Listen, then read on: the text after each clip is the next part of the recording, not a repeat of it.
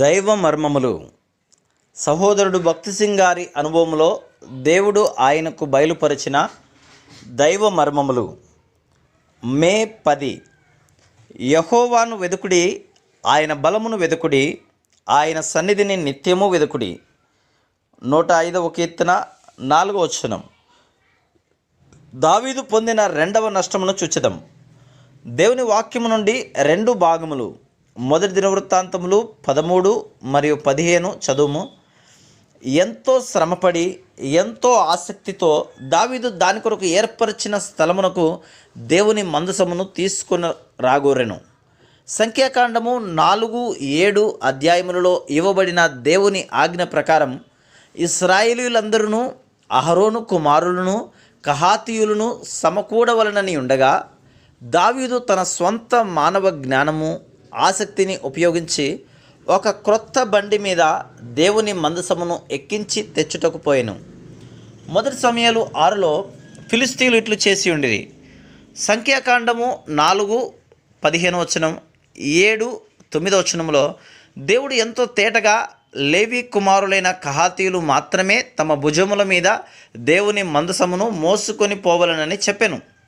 బండి మీద దానిని ఏమాత్రము తీసుకొని పోకూడదు.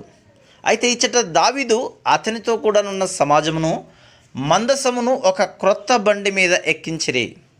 మార్గమందు ఎడ్లకు కాలు జారినందున మందసము పడిపోకుండా పట్టుకొనవలనని ఉజ్జా చేయి చాపగా యెహోవా కోపము అతని మీద రగులుకొని ఆయన అతనిని మొత్తగా ఉజ్జా చనిపోయెను.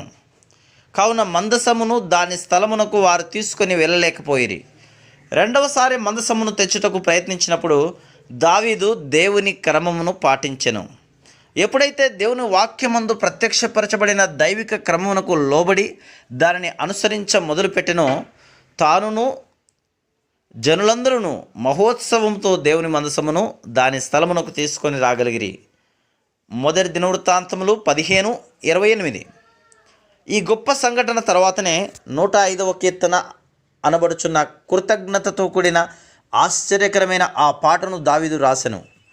యెహోవాకు కృతజ్ఞతాస్తుతులు చెల్లించుడి, ఆయన నామమును ప్రకటన చేయుడి, జనములలో ఆయన కార్యములను తెలియజేయుడి, ఆయనను గూర్చి పాడుడి, ఆయనను కీర్తించుడి, ఆయన ఆశ్చర్య కార్యములన్నిటిని గూర్చి సంభాషణ చేయుడి. కీర్తన 105 మొదటి 7 వచనములు, 14-15 వచనములు. ఈ వచనములు దావీదు మనస్సును నింపిన తలంపులను మనకు తెలియచేయును. దేవుని సముఖమును సదా వెదుకుచు ప్రతి విషయములో ఆయన ఏర్పాటు ఏమైనదో తెలుసుకొనని ఎడల మన సకల కార్యములందును ఏర్పాట్లయందును ఆయన క్రమమును అనుసరింపని ఎడల అవి మన ఇండ్ల విషయములైతేనేమి సంఘ విషయములైతేనేమి మనకు పెద్ద నష్టము కలిగించును.